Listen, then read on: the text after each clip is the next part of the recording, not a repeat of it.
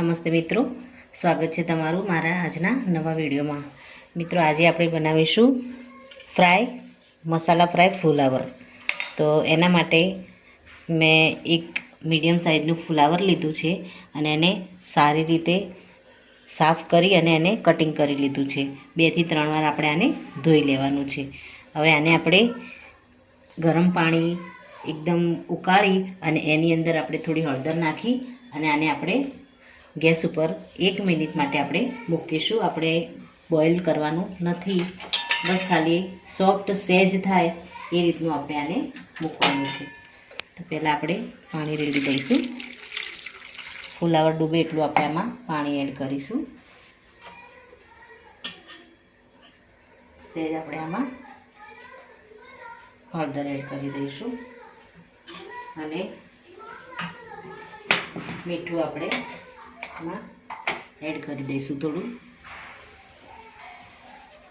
પાણી વધારે છે એટલે મીઠું નીચે બેસી જશે। થોડું આપણે ફુલાવર ડૂબે એટલું પાણી એડ કરી અને હાઈ ફ્લેમ ઉપર આપણે આને થોડી વાર માટે સોફ્ટ થવા મૂકીશું। મિત્રો આપણું ફુલાવર 1-2 મિનિટ માટે આપણે એને ગરમ પાણીમાં ગેસ ઉપર મૂકીશું, ત્યાં સુધી આપણે મસાલો કરી દઈશું। તો એના માટે આપણે ધાણું જીરું પાવડર લઈશું 2 ચમચી।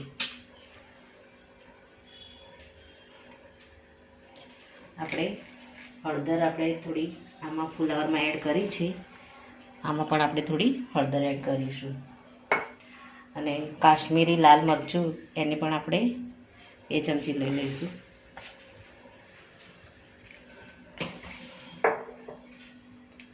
ત્યારબાદ ગરમ મસાલો આપણે લઈશું 1/2 ચમચી જેટલો। હવે આમાં આપણે થોડું લીંબુનો રસ એડ કરી દઈશું।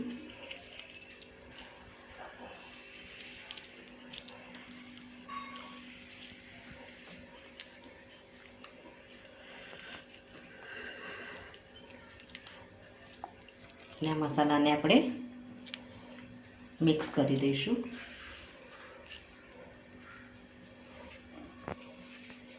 થોડો આપણે આમચૂર પાવડર લઈશું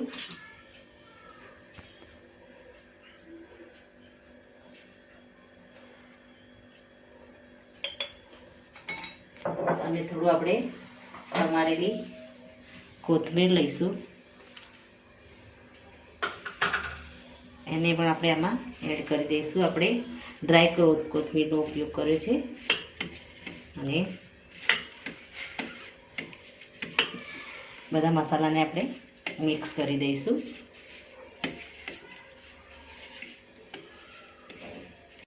તો મિત્રો આપણું ફુલાવર 50% આપણે કૂક કરી દીધું છે। હવે આને પાણી બધું કાઢી લઈશું અને ફુલાવરને બહાર લઈ લઈશું। તો મિત્રો આપણું ફુલાવર 30 થી 40% કૂક થયું છે, 50% પૂરું આપણે નથી કર્યું।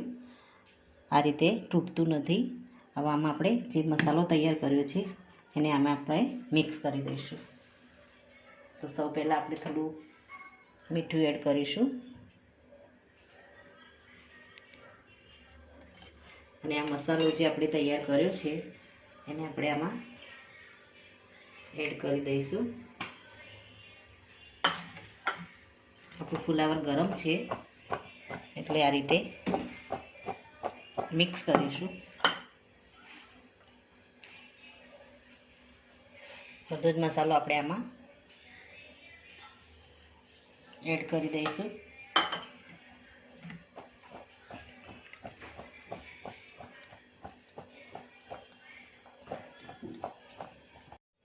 મિત્રો આપણે બધો મસાલો એડ કરી દીધો છે। હવે આપણે આમાં સહેજ પાણી એડ કરીશું હાથથી, જેથી કરીને બધા મસાલા અને ફુલાવર ઉપર ચોંટી જાય। આમાં આપણે થોડો કોર્નફ્લોર એડ કરીશું।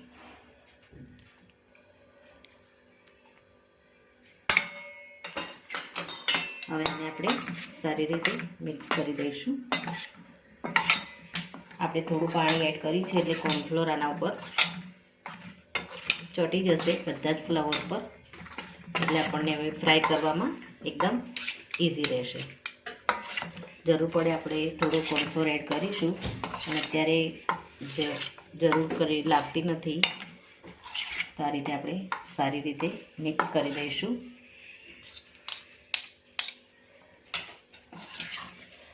તો મિત્રો તમે જોઈ શકો છો કે આપણું ફ્લાવર કોર્નફ્લોર અને મસાલા સાથે એકદમ સારી રીતે મેલ્ટ થઈ ગયું છે. હવે આપણે આને ફ્રાય કરવાની શરૂઆત કરીશું. મિત્રો આપણે આને ડીપ ફ્રાય પણ કરી શકીએ છીએ અને શેલો ફ્રાય પણ કરી શકીએ છીએ. તો આપણે આને શેલો ફ્રાય કરીશું. તેલને આપણે થોડું થવા દઈશું. હવે આમાં આપણે ફ્લાવરના બધા જ પીસને એડ કરી દઈશું.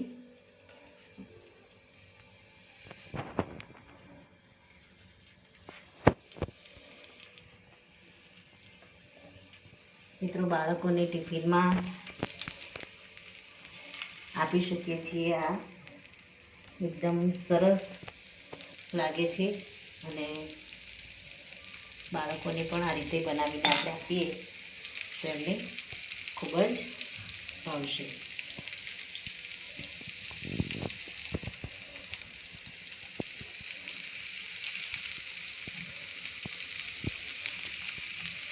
આ રીતે આપણે બધા જ ફ્લાવરના પીસને એડ કરી અને એને સારી રીતે બંને તરફથી આપણે એને ફ્રાય થવા દેવાના છે.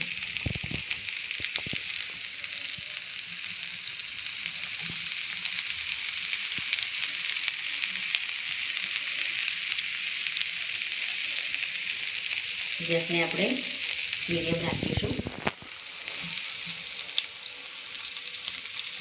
જરૂર પડે આપણે ઉપર થોડું તેલ એડ કરીશું.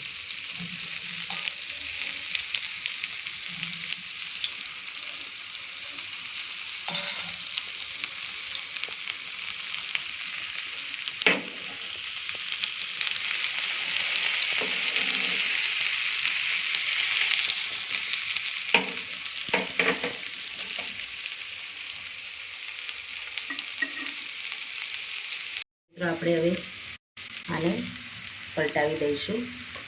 જે આપણું ફ્લાવર એકદમ સારી રીતે ફ્રાય થઈ ગયું છે એને આ રીતે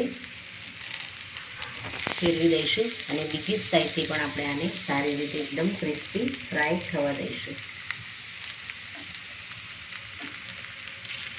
તો તમે જોઈ શકો છો આપણું ફ્લાવર એકદમ સરસ ફ્રાય થઈ ગયું છે નીચેની સાઈડથી. આને બંને સાઈડ આ રીતે સારી રીતે ફ્રાય થવા દઈશું. બાળકોને જો નાસ્તામાં આ રીતે એને ભરીને આપો તો બાળકો હોંશે હોંશે ખાય છે.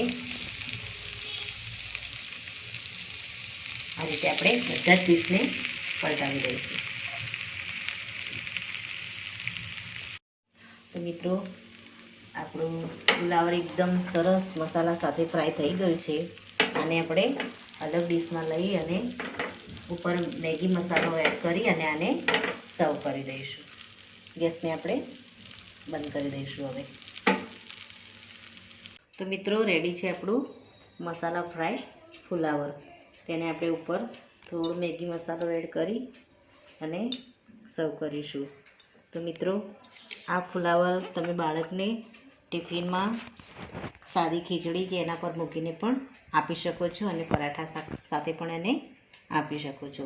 તો મિત્રો આ સાથે મારો આ વિડીયો અહીંયા પૂરો થાય છે. જો મારો આ વિડીયો તમને ગમ્યો હોય તો લાઈક કરજો, શેર કરજો અને તમારી ચેનલ દેશી સ્પૂનને સબસ્ક્રાઈબ જરૂરથી કરજો અને કમેન્ટમાં જરૂરથી લખજો કે આ મસાલા ફ્રાય ફ્લાવરની રેસીપી તમને કેવી લાગી. ફરી મળીશું એક નવા જ વિડીયો સાથે. ત્યાં સુધી આવજો મિત્રો. Thank you.